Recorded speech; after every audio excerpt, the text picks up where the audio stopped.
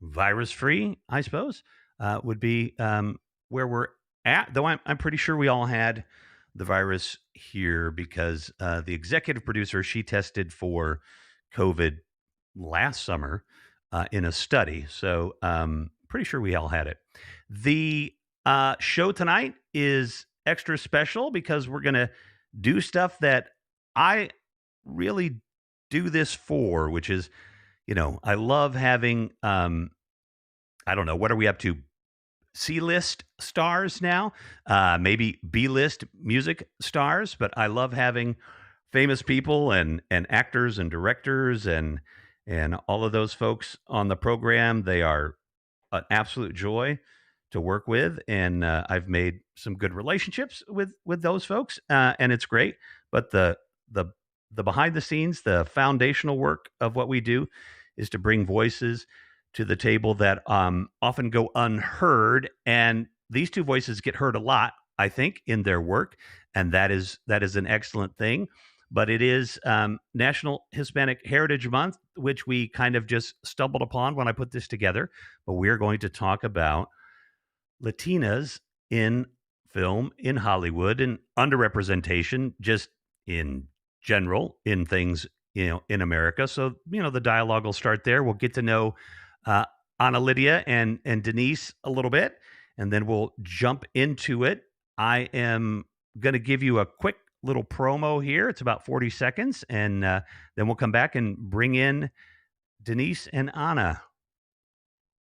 There. I just wanted to take a quick break and quickly say if you like this program or any of our programming, you can support us. You can sponsor us. We have a mission here, and our mission is to bring voices to live streaming and to the world that don't normally get heard. If you check my Instagram and check the story about Olivia Robinson, you can see what I'm talking about. But I would really appreciate it if you could go to the sponsor page. Is it I've got information there and sponsor me. You can do it right here on HAPS, $5 a month, $50 a month, $10 a month, whatever you're comfortable with. But support our work and support this kind of programming. I think it's important and I hope you do too.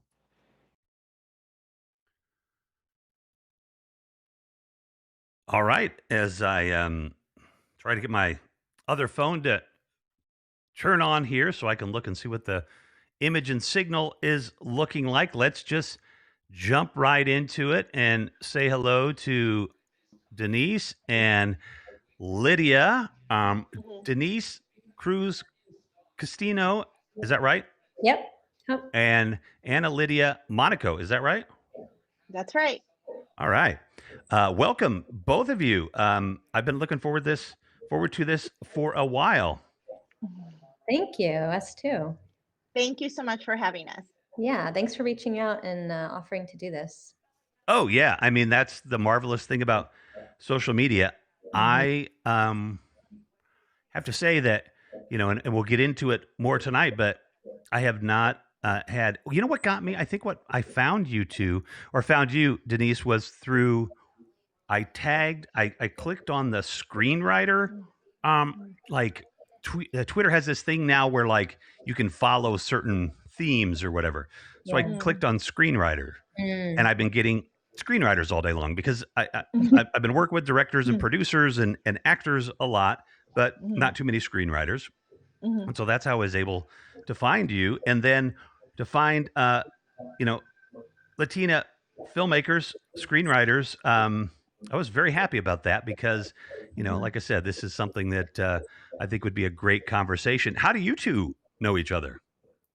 Through Twitter, Mhm. and yeah, I just want to, say that I'm grateful because Anna Lydia is so great about connecting with people on Twitter. And she just Oh, reached out and thank you. said, let's meet for lunch. And right away, the two of us just had so much to talk about and so much Mhm. in common. And, she's just, so great about networking with people. So, I'm just so glad that she, made Mm. the effort to reach out.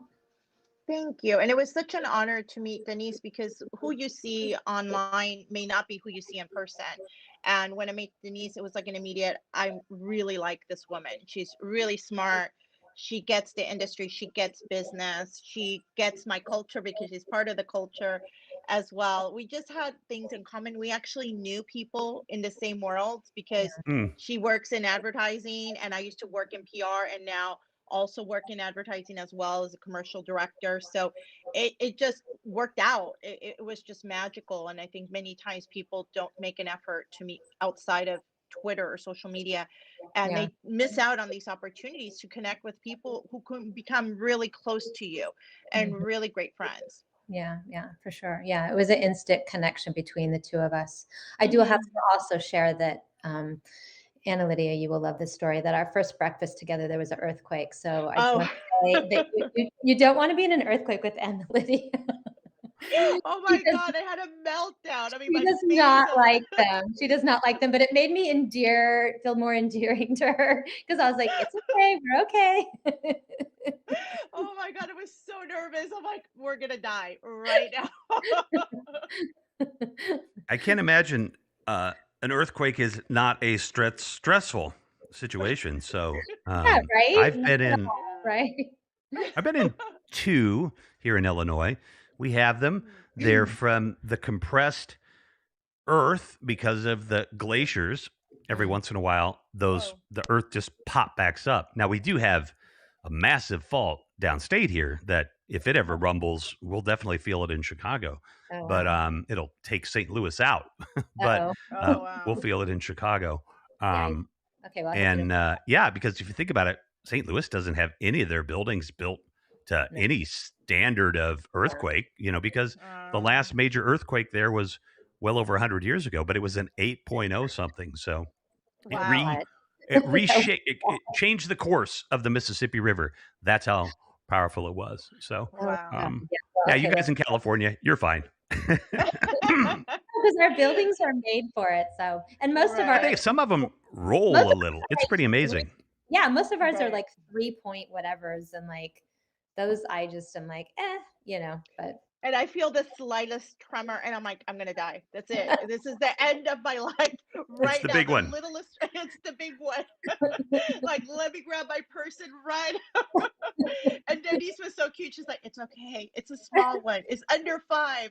And I'm yeah. like, oh my God, my heart is leaping out of my chest.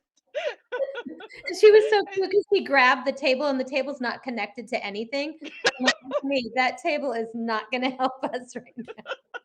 it was Well, really you had funny. a trial by fire the first time you met, so that's good. We did. Um, There you go. I have met a few folks that I've been on Twitter. Ooh, actually, since before I think when they were very early, but I don't have that account. I think this might be the account that's like from 2009 or something like that. But I have met quite a few people from Twitter over the years. Mhm. I had a whole other bit of Twitter fame when I was homeless 10 years ago. So, I Oh. Mhm. was speaking and lecturing and stuff a lot back then. So I did get to connect with a lot of people, and it's a lot of fun. Mhm. Now I've got lots of people now around the world that I'm looking forward to COVID going away and being able to connect with. But Mhm. Anna, how did you get into, you said you went to film school. How'd you get into filmmaking? Actually, I've always been a film fan. I wrote and directed my first play when I was 7 years old, and I put it in the back burner because as a Latina, you're pretty much groomed to get a more traditional, stable job or career. So my first career was actually in PR marketing with an emphasis on entertainment and fashion, and that's what I did for about 10 years or so. But all the campaigns that I did, like I was mentioning to you, they all had a visual component, a social media component, a visual storytelling component. So even before I got into film school or applied to film school, I had already done about 300 pieces of branded content, which a lot of people didn't even know about because I kept it on the down low. I didn't think that it was relevant to what I was doing in the film world. But everything from PSAs to fashion campaigns to like big fashion shows to producing like TV segments, commercials as well. I had done 300 of them before I got There you into film go. school. Yeah, and then I applied to film school and actually got into two out of the three that I applied to, and went to Art Center College of Design, which is a top art school in the world. And the reason I picked it, unlike USC, you own all of your content. So at Art Center, you can do whatever you want to do with your content after you're done. And it's also a highly focused school, whereas at USC, at UCLA, you do one film a term, maybe. At Art Center, you're literally shooting every single week, anywhere from 5 to 10 projects, and it's all portfolio level productions. So by the time that you end your time at Art Center, you literally Hmm. have a portfolio. So when I graduated, I already had, a film that was making the film festival rounds. I already had a script for the next film, which is the one I shot last year. I already had a TV show, including the Bible, that actually made the Blacklist and Women in Films finals, and got like a 9, I think a 9 or an 8 rating. I already had a spec script for Blackish. I already had so much stuff that a lot of people 5, 10 years trying to get into the industry don't even have, and I already had it in less than 2 years. Now that cost a lot of money. I mean, I'm in debt $150,000 to Hmm. even go through that. But because even though my husband works for Warner Brothers, I didn't have a way to get into the industry, and I didn't want to play with other people's money. At film school, you play with your own money. You play with the equipment that they have. You play with the resources that they have. You play with you have the instructors looking at your content before you even put it out into the world. So I thought this was going to be the best way for me to get a job immediately after school, because I don't have unlimited funds and resources, or mommy and daddy paying my way. Like, I had to work. I have bills to pay. I have a roof over my head. I have to do all these things. And the only way I was going to be able to do it, in my point of view, and I was proven right, was to have a worthy portfolio. And I even walked out with a manager when I graduated film school. And I got a job within a week of graduating from film school. And I would have gotten it that same week, like literally that Monday after I graduated. But the reason I didn't is I had jury duty. That's the only reason I didn't start working the Monday after I graduated. But film and storytelling has always been a part of my life. It was obviously even part of my career, but in a different way before I went to film school. And it's for me, it was it was life changing. And in terms of meeting Denise, I mean, and meeting the whole like screenwriting community, that was also amazing, because you get to see how people get into the industry, and not everybody went to film school, and not everybody has like tools and resources and friends, and all these different things that help you get into the industry. And yet they plug along and they power through, and people get into the industry every single day, and it's amazing to see that. Yeah, I get. I've been on. I've had multiple filmmakers on the show and be the only person, very successful filmmakers, be the only person in the room who went to film school. So Yeah. it's definitely not. It's never been a prerequisite, really. I think if you talk to a lot of people that went to film school, um, they tend to say that what film school gave them was a community and their Hmm. first cruise for their first movies. I mean, there's a guy named Spielberg and a guy named Lucas and about 5 other guys that ran Hollywood for Hmm. a couple of decades because they all knew each other at film From school film in school. California, and they were all Hmm. very talented and well connected, and that is a huge thing in this business too, is relationships and connections.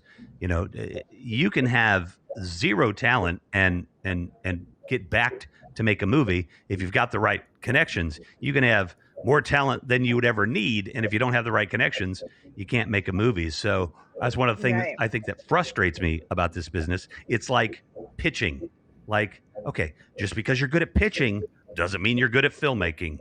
Just because you're Right. good at pitching doesn't mean you're good at running a nonprofit. You know what I mean? They don't have anything Right. to do with each other, and yet Right. that's how we like to sort things out. But Right. Denise, what was your adventure getting here? And go ahead, Anna, if you had a reply there too. I'm sorry. No. That's you're absolutely right. Denise and I have talked about this many times over that you cannot say you're the best writer or the most talented person in the room just because you actually work. It happens to be that many times somebody helped you, somebody sponsored you, somebody mentored you, somebody opened the door. But it doesn't mean you should rest on your laurels hoping that somebody's going to open the door for you. You still have to, at least in the film industry. I don't work that much in the TV world. I've only done a couple of things for TV, but in the TV world, it really is about relationships, and it really is like who likes you because and we'll discuss this later, uh, because they're in the room with you for 8 hours. But in the film world, it's very different because if you don't deliver, you don't get hired again. So it doesn't matter if people like you. That's why there's so many people that are, people say like, how come they continue to work? Because they deliver. And in the film industry, that is something that you have to do. You have to deliver on what you are hired to do. And if you don't get put on the call sheet that next day. Nobody tells you what happened. You just don't get hired by that crew again, and you're off into the wilderness hoping to get another opportunity. But nobody's going to tell you screwed up. Nobody's going to tell you what you did was wrong. But it's not personality based. In TV, it is. So it's quite different versus in the film world. You better deliver, Yeah, and that right. is Well, that that that is. that definitely, Mhm. um, the film world is really tough. Denise, I muted you while she was talking because I can hear our feedback coming through your speakers, maybe on your computer. So if you turn your volume down a little bit, um, loud enough so you can hear us, but just loud enough that you can hear us, and we shouldn't hear it, and we probably won't hear it while you're talking. But yeah, so how did you get in this fun business? Yeah, well, I did not go to film school. I Mhm. actually graduated from UCLA and I was a psychology major and I planned on being a psychologist and I wanted to work with children, be a child psychologist. And I was going to take a year off of school and get my master's. And my dad said, "Hey, you have a degree. Why don't you get a job?" And I was like, "Well, what am I going to do? This is just supposed to be a year off."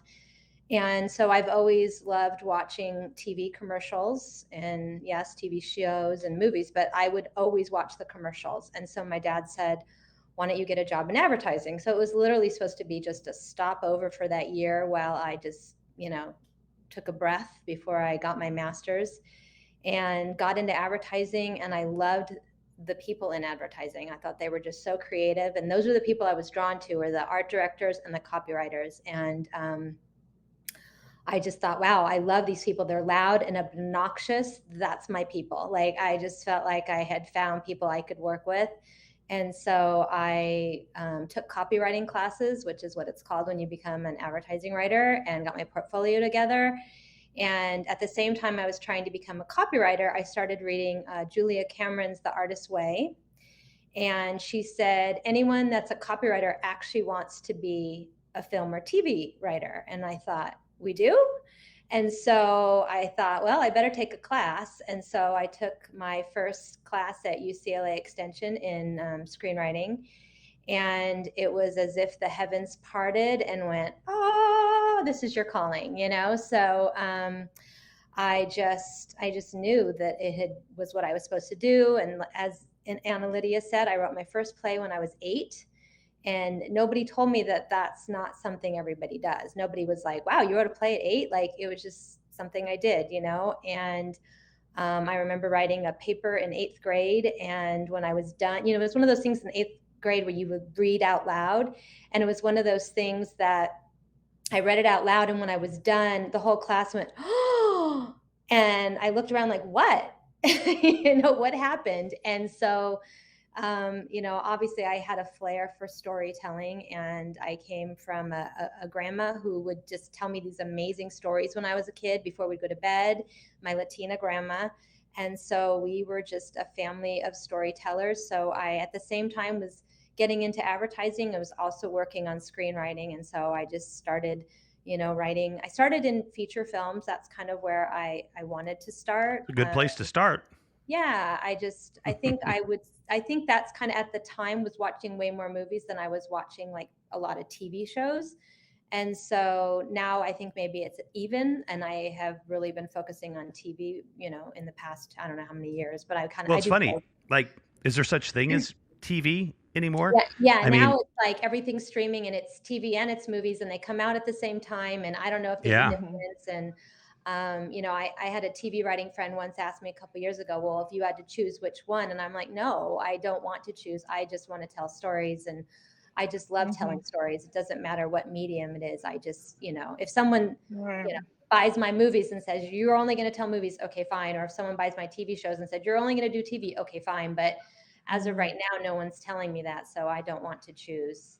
Yeah, well, the network TV writers. I mean, obviously, those folks are still around and write for different shows and stuff. But you can write a movie and they turned it into an 8-part series on Netflix, or you can Right. write an 8-part series on Netflix, and they're like, but we'll make a movie out of it. You know what Right. I mean? So yeah, it can Yeah. really go in any direction. I did not Right. have my chat open. So Louise Brown says she loves this. It was about 10 minutes ago. And then Speak Cipher was telling me it's the new Madrid Fault. It is indeed. Oh. And then JB is saying hello from Sweden. So Oh. yeah. So let's do this real quick because I am 100% want to make sure we cover everything that you folks wanted to cover. And we got through, we got through your bios and all of that, which is fantastic.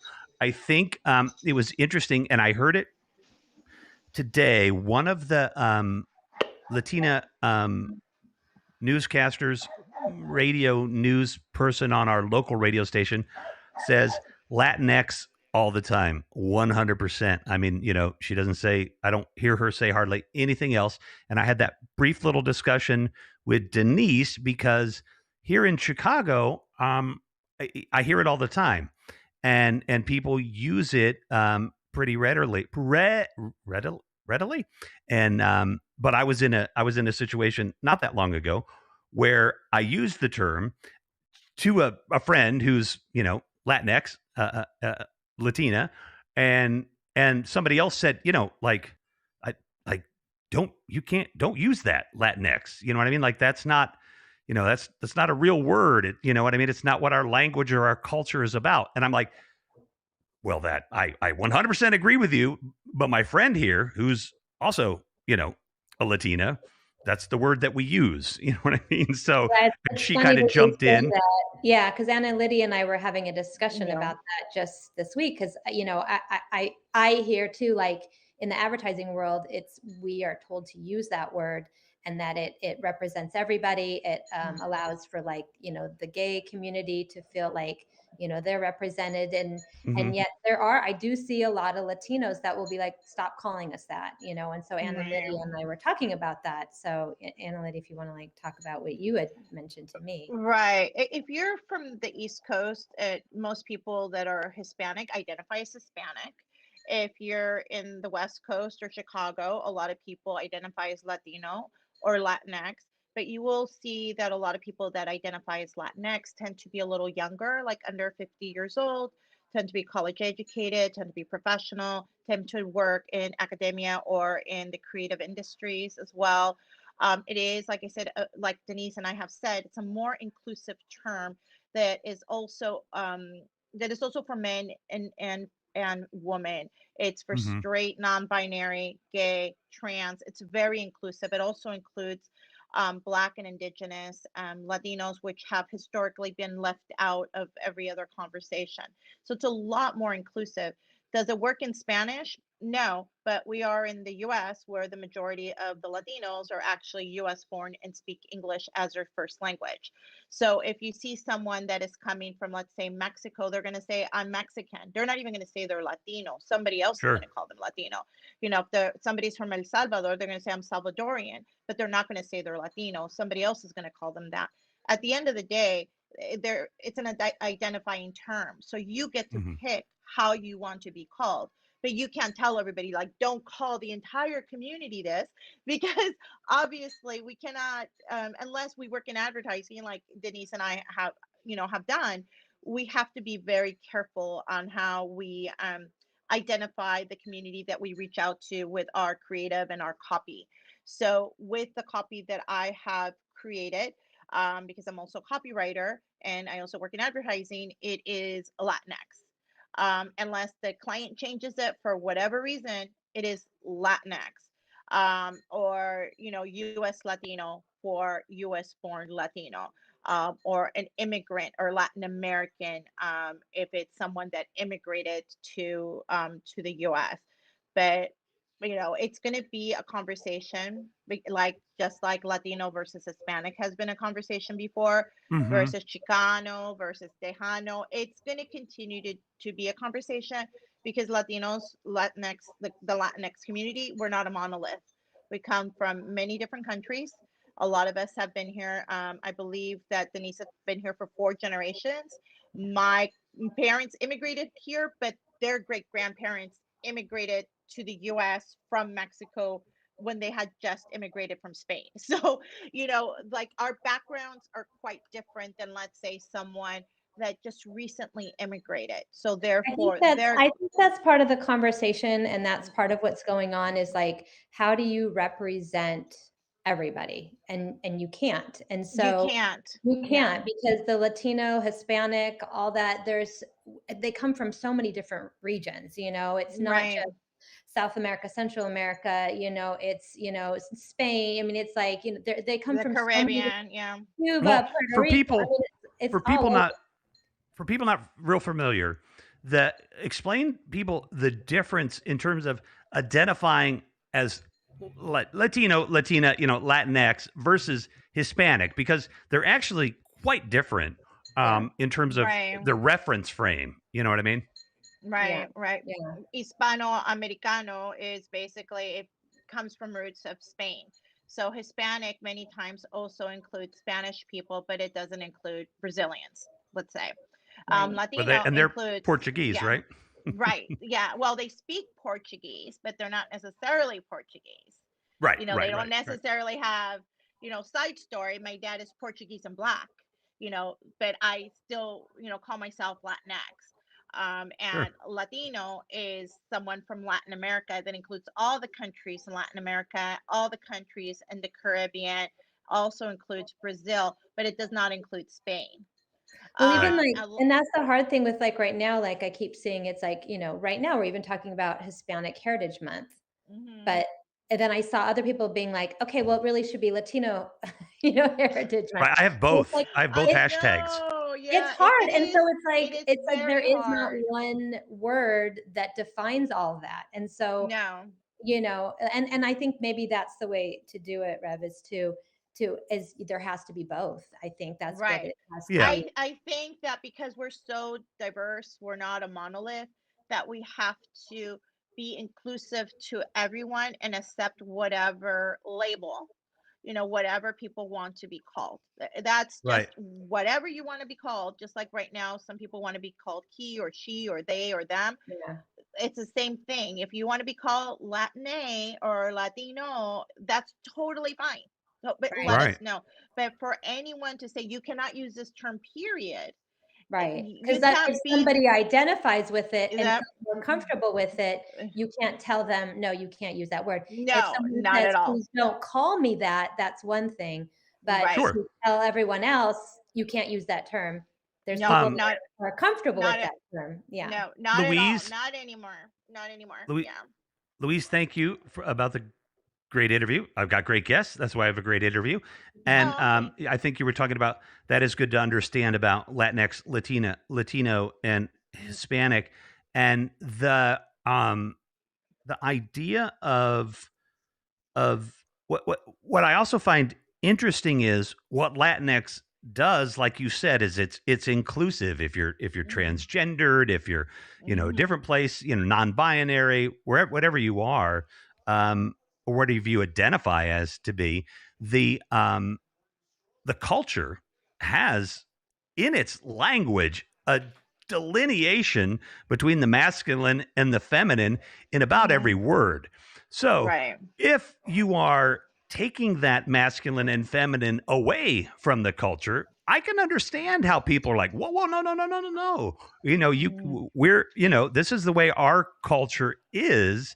mm, It's got that delineation. So I get it. mm. Like it might feel weird, but just like it feels weird to somebody that is a conservative that doesn't Right. understand, being transgendered and or intersexed or those things Right. because of education. I'm not calling those folks ignorant. I'm just saying is that at a different level of information, maybe in the East Right. or, And in the maybe that's what it Midwest. is. Maybe like, Anna Lydia said, it's like it's a different age group that maybe they're just used to hearing Latino. And so Mhm. when you use another way of saying it, all of a sudden it makes them very uncomfortable because it's a new word Sure. and it might represent a different group of people that they're not even used to hearing about. So Exactly. maybe that's where it comes from, but Right. again, But I we're trying to make it more inclusive, Right. Hmm. And I like that you both stress the inclusivity because, like I said, we kind of just so commonly use it now here that you kind of don't even think about it. You know what I mean? Right. That it really does span that. So that is Right. that is that is great. I was And I think trying to for think. me, and I think what I noticed just in diverse cultures anywhere is I think the majority of the people want to be inclusive. And so people Mm. are just trying to learn what word do people want to be called because people Mhm. want to include everybody and include more people and Right. to make them feel welcome and Mm. seen and heard. So it's hard when there's a group of people that are like, no, don't call me that. And then there's other people like, yeah, that's the word we're using. It's Right. confusing. I mean, even for me, as someone who's my family comes from Mexico, and Anne and Lydia and I are having the conversation. What do we do about this word Latinx? Right. Like some people aren't okay with it. Am I offending someone if I'm using it? But I know Right. even in advertising, we use that word. And We so, totally do. Yep.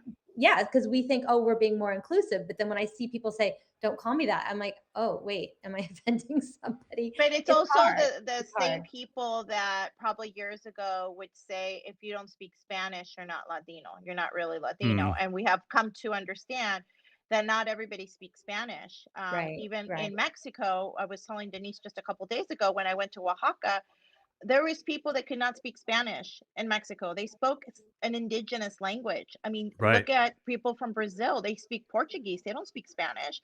So you No, can't exactly. tell someone you're not Latino or you're not Latinx because you don't speak the language, because we have come to find out that a lot of people only speak English, only function in English. I'm one of the lucky few that actually speaks two languages, but not everybody does, and it doesn't make them less Latino. And also, if you're not indigenous, which I am not, Denise, I don't think you are, right? You're not No, my indigenous either. family is.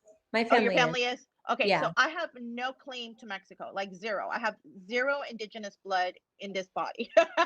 But my dad is Portuguese and black, and my mom is straight up Spanish. And if somebody were to say, well, you're not, Mexican American, I'm like, wait a second here. My parents immigrated, or their family immigrated to Mexico, and then they came to the US. Being Latino isn't necessarily like a gene that you have. It's Mm. part of a larger culture, and Latinos come in different colors and different sizes. And the new what is it, the new numbers showed that there's more multicultural or biracial, multiracial people in the US than ever before. And I think a lot of it has to do with the fact that before we couldn't identify as more than one thing. I was telling Denise, I would tell people to make it simple. I'm Mexican American or I'm Latina, just to like not explain everything, to just Mhm. make it super simple on them. But now that I've become more comfortable with my heritage and my background, and obviously my friends always knew this. This wasn't like some secret. Like everybody knew my mom's family immigrated from Spain. Period. There's no covering that up, right? And then my dad, it was always that question mark. Like, I don't know what my dad is. He could be indigenous. Maybe he's black. I know his mom is Jewish, but I don't know much of anything. Well, But this is like now, Anna, Lydia, and I were talking about this, and I find this so interesting because it's like she has family from Spain, right? you're right. Hmm. But then she has family that grew up in Mexico, but yet she's not indigenous. And yet I'm fourth generation Mexican American. My dad's family came from Mexico. I was not raised speaking Spanish. And especially even as a screenwriter, there will be industry people. No, I wouldn't say Latinos or Hispanic ones, maybe the white Hmm. people that are like, we want to buy your Mexican American story. that like if I'm not speaking Spanish, I'm and no one's done this to me personally, but I'm made to feel my story doesn't count as a Right. Mm, Hispanic story. But yet my Right. family comes from Mexico. Right. And right. my dad's family grew up in East LA. So it's like it's really interesting that like there's so many, and I think that's something Anna, Lydia, and I have spoken about is like there's so many versions of a Hispanic or a Latino story, and they're all valid and they all need to be told. And that's something that I think in this business we'd like to see more of. And I know I've seen huge showrunners, Latino producers. I know they all want that too. So, I mean, I don't know what's going to make that happen. I'm hoping it feels like that's the way it's heading. It feels like they want to see more unique stories like that. So I'm Hmm. hoping that's the way it's going because Well, I think as screenwriter and filmmakers, it it's always an interesting balance. Obviously, the representation or lack of representation is a long and complicated story in a lot of ways. Right. But yeah, but the story in Hollywood at the end of the day is it's about money. And Right. if you can pitch a show, there's the pitch, and Hispanic Latinx shows are hot right then, it might get picked up. Now the market for Latinx has got to just be getting bigger and bigger because Hispanics, see how I flow through those so quickly? Wow. Um, are going to, eclipse everybody at some point on this Right. continent and on this part of the continent.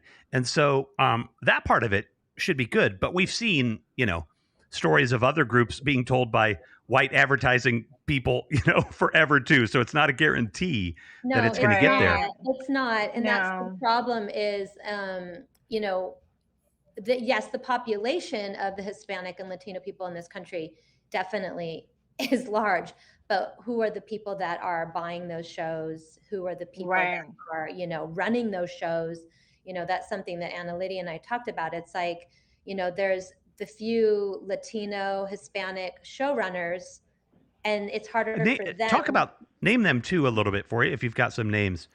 Yeah, sure. I mean, there's some of my favorite shows. There's Gentified by Linda Yvette Chavez and Marvin Lemus. I think that's like one of my favorite shows. And then, of course, anything that Lin-Manuel does, but he doesn't necessarily do TV Right. shows. There's also, Right, right. Gloria Calderon and Tanya Saracho. Like those are some really big people. And but like we were saying that like it's almost harder for them to maybe bring on a lot Mm-hmm. more Latino Hispanic voices because they're still trying to make a name for themselves, even though they're huge, Right. and they may say, no, that's not true. I don't know what's Well, really going on behind closed doors Right. individually, individually, but we feel like the white showrunner, they are still, selling shows. They've still got the ear of Right. the producers and the networks, and mm-hmm, it feels mm-hmm, like they're the ones that are able to bring on people. Like even recently, Mark Blutman is a big showrunner, and he was helping out another producer on another show, and they decided to. It was a two lead men, the dad and the son, and they wanted to switch it to a Latino mom and a Latina daughter. And Mark Blutman was kind enough to reach out to me and say, "Hey, we want to have you do a rewrite on this." And I haven't heard from any Latino showrunners yet. It doesn't mean I'm not going to, but like, he's a white guy, and Right. even another friend of the family, John D. Beck, he has a ton of shows, white guy, asked me at one point to punch up a show of theirs that had already been bought because it was a Latina mom. The show didn't get further than, like it didn't get made.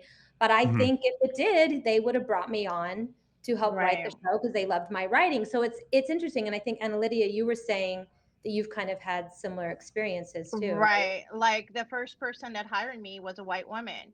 The person that mentored me from film school, Paul Guay, who wrote Liar Liar. So I wrote my first feature with his guidance.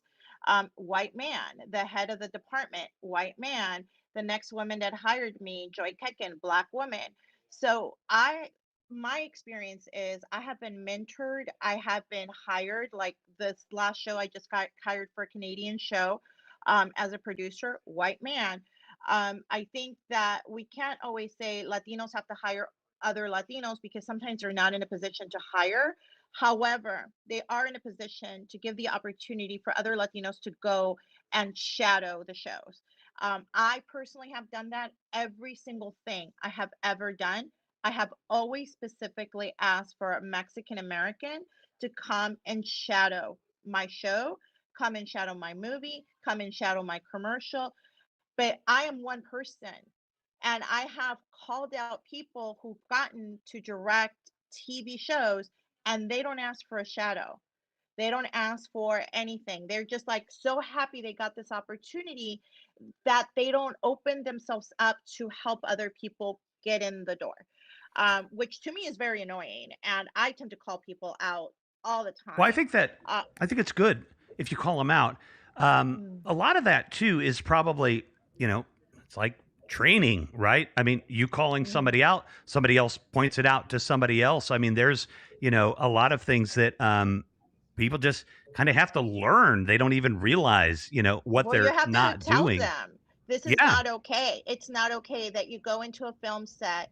And I've gone to multi-million dollar film sets where I've been the only Latina. The only other Latino was working in Crafty or a Hmm. PA, Right. and I am the only Mexican American usually. There's no other Mexican American. Usually if someone is black and they are Afro Latino, they will say that they're black. They'll say that they're Mm. African American because they feel this is going to help them more than if they say that they're Afro Latinos. And if that helps them, that helps them, obviously. But it doesn't help the overall community to not say, I am Latino, I am Caribbean, I am Afro Latino, because then other people can see, like, oh my God, they're amazing at their job, they're great at what they do. Hmm. Because unlike the TV world, where it's really personality based, and it could be, and I was telling Denise yesterday, I think it was yesterday when I was telling you, it's super racist when people say, we have to get along with you for the 8 hours. And I'm like, if you've never been around Latinos that are your equal or maybe even smarter than you, because I have 2 degrees from top universities, I've worked with multi-dollar clients. So I'm not a dumb girl, right? So somebody has to see me as not just their equal, but maybe smarter than them. And if they don't like that personality, to me, that's racist. To me, that's bigoted. That because Latinos aren't just there to clean your office, aren't just there to be a PA. They are your equal or more sometimes. And we need to get I credit think for that's that. even, and I think that's even like a female thing too, right? I think Mm. Right. that's the thing with, Latinas in general in any industry Right. is it does someone feel uncomfortable with a strong woman? And I don't Oh, Oh know, my gosh. totally. Right. It, right? Right. to- it totally does. Because But if a you strong want to woman know has an some, opinion and is yeah, loud and shows, that they are smart, not right. everybody, not everyone's going to be uncomfortable with that, but are some people, Absolutely. Well, and so Absolutely. then, yeah. Absolutely. But in the film industry where I have pretty much worked mostly or commercial world, I push where I need to push. And I think this is a very important thing to do so. If as long as you have the knowledge and the background to show why you're pushing, you're not just pushing because you are being cocky about it. You don't know what you're talking about. Like, I want to showcase my best work. And I don't know if you've seen my latest work for US Bank, but when I pushed on something, it's I because did. I I loved knew. it. Isn't it beautiful? It's so It's beautiful. I'm beautiful. so I proud loved of my. it. It's so So pretty. But anyways, I'm good. like, so that's the work that I do. I make my work is very, very beautiful. So if somebody comes to me and says, "Nah, we need to make it like a little, I don't know, gritty or a little this," but it's not part of the story, I am going to push, or it's not going to highlight the story. It's not going to be the best thing that I present.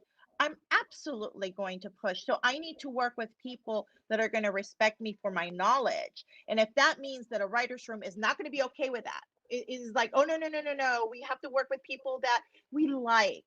I'm like, you tend to like people that are beneath you. I Yeah. mean, But I obviously, think Yeah. it's are not going even to, I think it's even getting those opportunities because, for me, like I said, I've been working on advertising and screenwriting the same amount of time. And I had my first movie.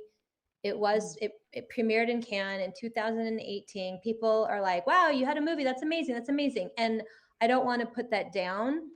I mean, right. I shouldn't. It co-starred Bo Derek and Candy Clark. They're very big, talented actresses, played in 52 countries. Those are great things, but I'm still not making a living at this. This is still Right. my side job. I'm still always juggling my full-time job and my screenwriting. And it's a lot. It's a lot. So it's like, what does it take?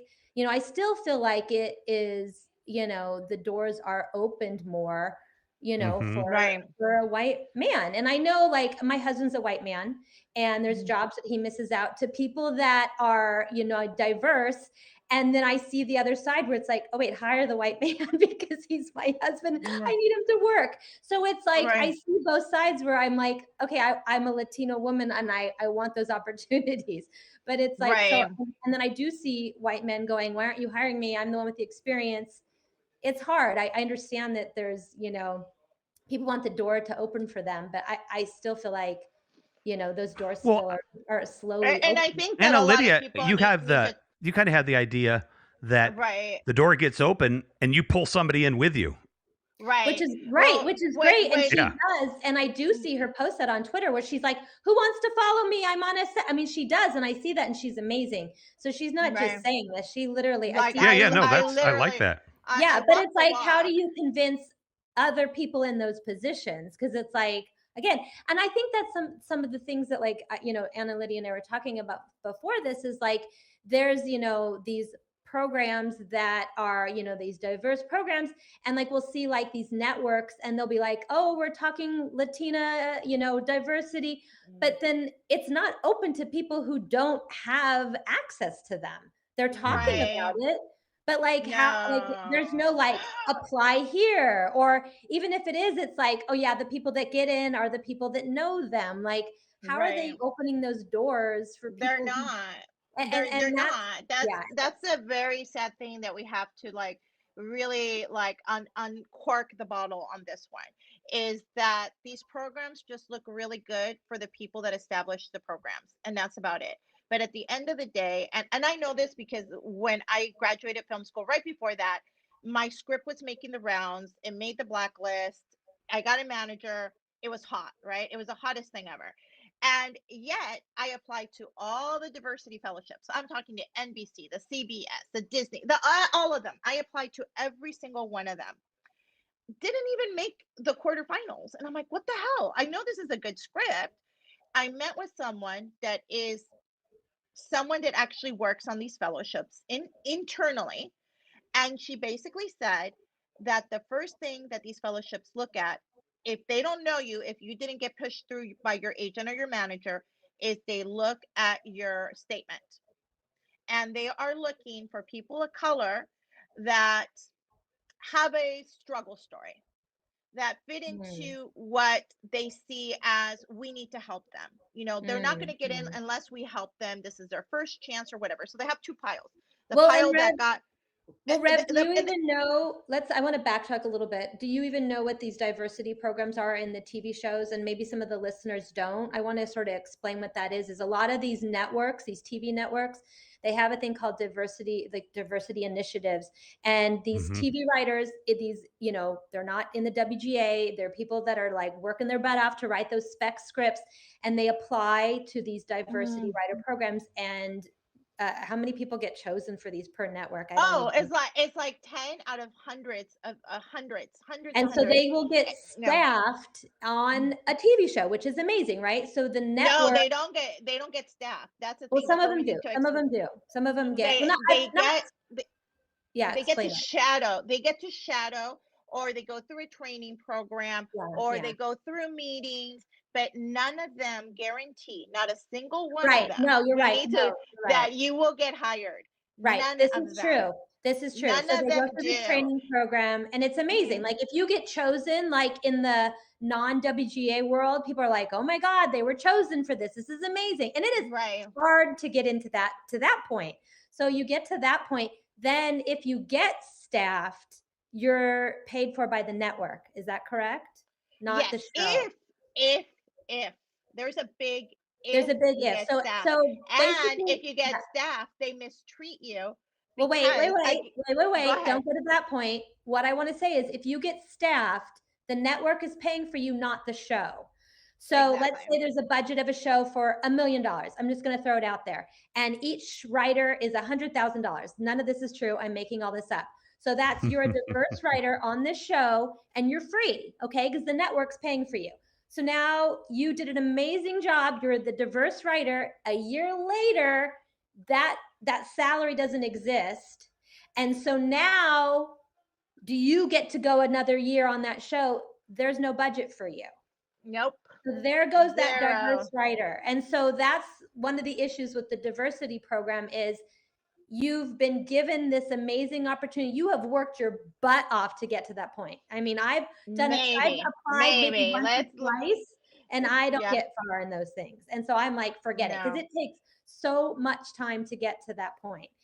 And Right. so to get to that point is like impossible. And then what were you saying, Anna Lydia, like for this, to even get to a second year job, how long does it take to even make I've heard people that wait 18 months, 15 months, 2 years to get a second job in the industry. So what I would love all these people on Twitter to talk about, which is where most of the writers are at, is the fact that they have another job. That they're a teacher, that they work in advertising, that because when I did the TV show the show that I worked on last year, it was only 2 months or 3 months, I think it was. So, I mean, thank God it came during a time that I wasn't working all the time. But if I was, that means that I would have had to stop working wherever I was to take on it's this a couple month opportunity. program, right? Is it Right. like And yeah, like even like if you're working on anything, Netflix, Hulu, whatever, it's like typically like 2 to 3 months. So it's no longer that extended period of time that you're on consistently working for the network or for the show or what have you. So you're only working for a tiny little time. And if you're, let's say you're not a writer, let's say you're a writer's assistant, you're not even making $20 an hour. That's nothing. Nothing in LA. Nothing in LA. nothing? You So can't the only people that can take on these opportunities are those that already have like a side hustle, or they have somebody supporting them part-time or full-time or whatever. And the best case scenario is that they have another job lined up, but they don't talk about it because it's as many like general meetings that you can have, because TV is so random. It has nothing to do with your talent. It has nothing to do with your sample. I mean, people might not even read your samples. I work with someone that hadn't even graduated from his MFA program. He didn't even have final draft on his computer. He didn't have a sample. So I know somebody that got hired as a PA, no sample. So it has nothing to do with your talent. And that is one thing I wish people Well, would I just don't want to say nothing, because I'm sure people that get to that point have talent. Right. Yes, maybe those people didn't, what podcast I was listening to, a screenwriting podcast today. It was years ago. I think it was Cindy Beagle, if you're listening. And it was years ago. She was saying, it was years and years ago, and she was saying that they liked her writing, but she didn't have the TV know-how yet, and they taught her. But that was years ago, and she even agreed, Right. there's no way you can get away with that now. So I think that's No. really the point is, how do you get that access? How do you get that introduction? That's really what's the hard part. And I was talking to Anna Lydia about this, where it's like, I have a lot of friends who are in the industry and they all know I'm writing, and are they opening doors for me? Like I said, Ooh, Mark Butler did, John Beck did. Like, they're definitely trying. I've seen some people try, but I know a lot of people that, like, they're not really. And that's quite typical, and that's something that we were talking about, is that one of my privileges is that I grew up with my mom's side of the family is very, very wealthy, and they all own businesses. So by me looking and kind of not spying, but listening into conversation of how they handled their business, is how I handled my business and how I was able to grow my own consulting practice when I worked in PR. I had an actual agency, I had an actual office in Brentwood with staff. I worked with Disney. I negotiated millions of dollars in contracts. This, even though I have a college degree and I have experience, a lot of it has to do with it's almost like a business finishing school. USC does this. They do a really good job where they take their film students, they'll take them to a local hotel. I think it's like the Ritz, where a lot of people have their meetings, and they will teach the students, this is what you do, this is how you order, this is how you sit, this is what you do, all these things. Like the business of Hollywood unfortunately, a lot of people don't get it. What I was telling Denise, that when I was in film school, I wasn't just learning, I was growing my freaking network.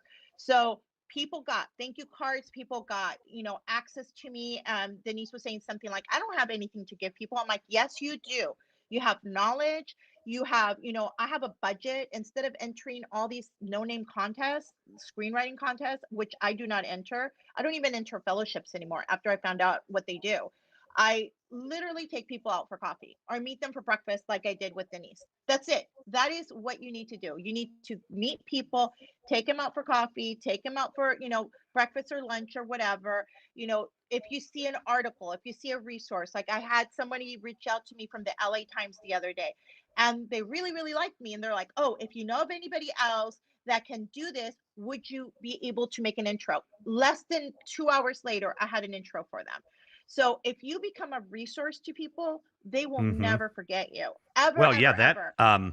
that's exactly one of the most fun parts of this show, because I connect people all the time behind the scenes, with folks that I've met that are on the show or whatever. I mean, it's it's aiding in my furtherance of my career, even having this job. Absolutely. And Yeah. and Yeah. Clubhouse Absolutely. for people was really big and has been really big at making connections. I want to say hi to Christina Dalton. Great to see you, Christina. Happy to have you here, and love your comments. The I want to given us, we got like 4 minutes, Yeah. Four and I'm minutes not before I sure, have to leave. yeah, how far down our list we got, but I would say that we should maybe even pull in a couple more screenwriters and or filmmakers or directors or Mhm.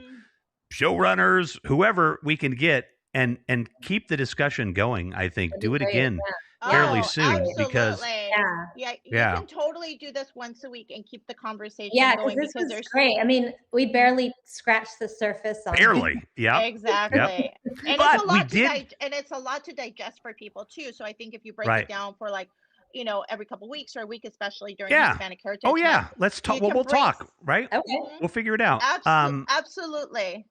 The thing is yeah, like there is so much to learn. Hey, two scoops, and so much to know, but um it's just great that we have all these tools now to be able to teach it to people, to have this dialogue. I think we did a pretty thorough job on Latinx. I think we covered that pretty well. And I I think we think did. that if anybody has a question about Latinx, I'd refer them to this conversation. You know what I mean? Just go watch that conversation between those three folks, and they broke it down pretty well. So and that that's the kind of thing that makes me really happy that we were able to accomplish that. So I definitely want to give each of you like 30 seconds to close out, but I want to do a hard out for us in 2 minutes. So go ahead, Denise, if you want.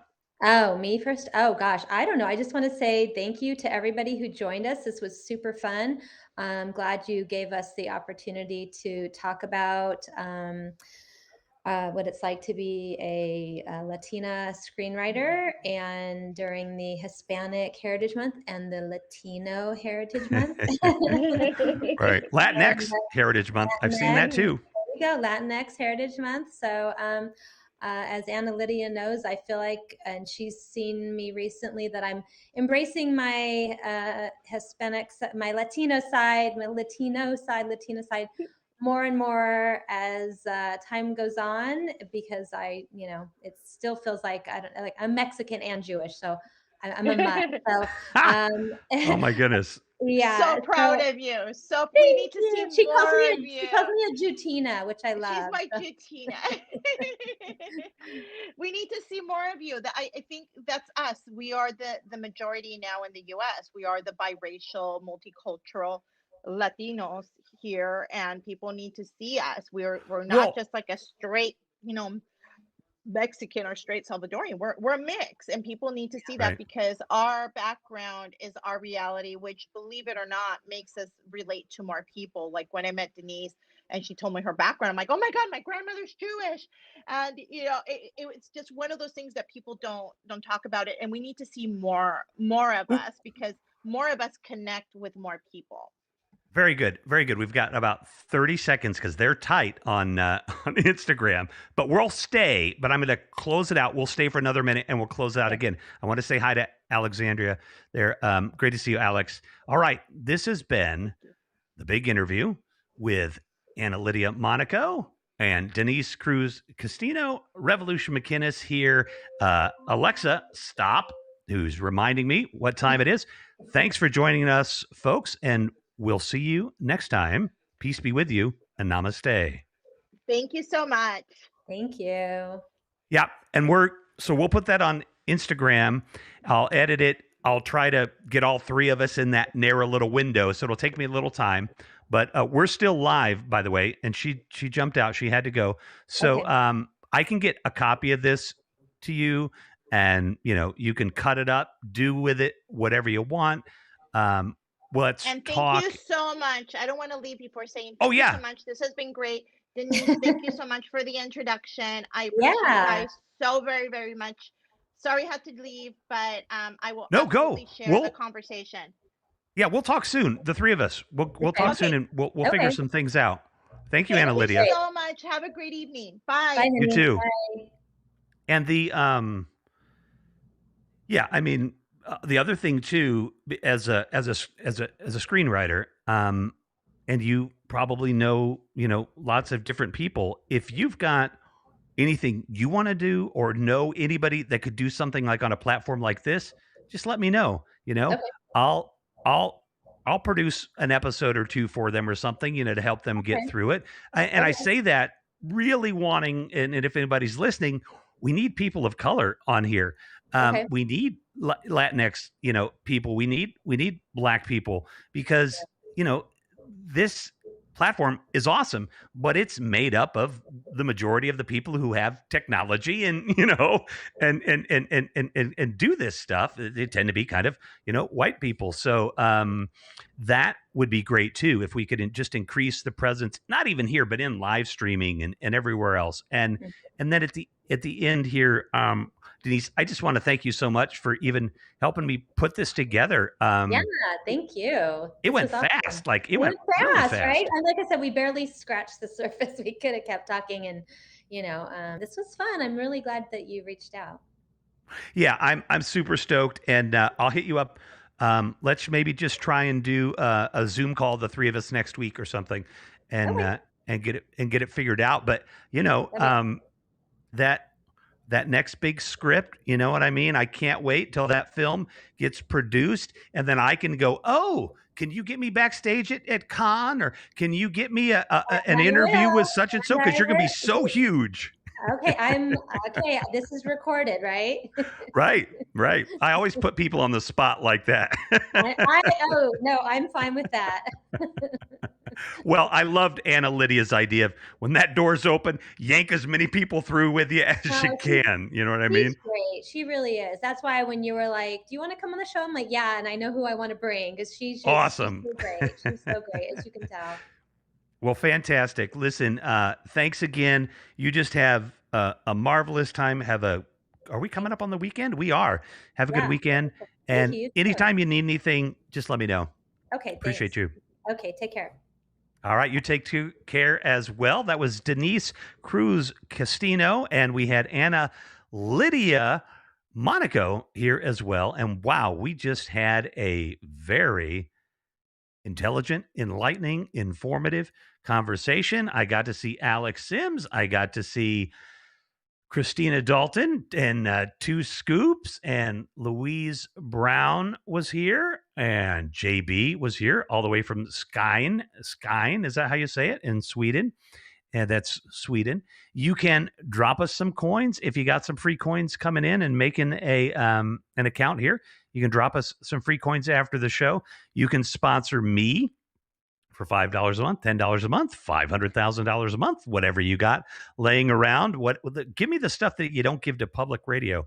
But we are here to do what we just did tonight, which is bring different, new, and talented voices, to the screen. Both Anna Lydia and Denise are quite successful in the field that they're working in, the two fields, actually, in a lot of ways.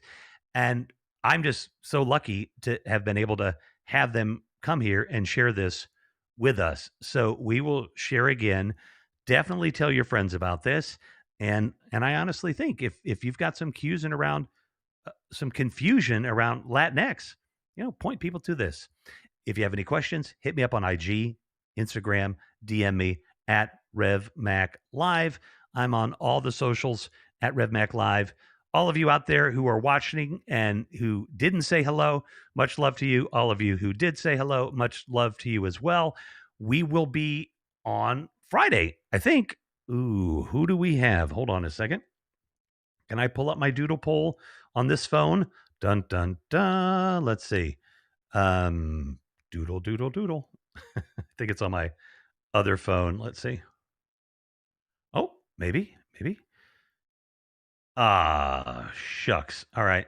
I don't know. Have any idea who's coming on Friday, but they'll be here. Join us. Friday's usually a fun night. We've got a lot of people geared up for the rest of September. If you know anybody that could be on the show, you want to be on the show, hit me up. We'll get you squared away and locked in. And thanks, Rose, for the Peace Award. Say hi to your other half. And everybody, thank you very much. We will see you soon. And peace be with you. And namaste.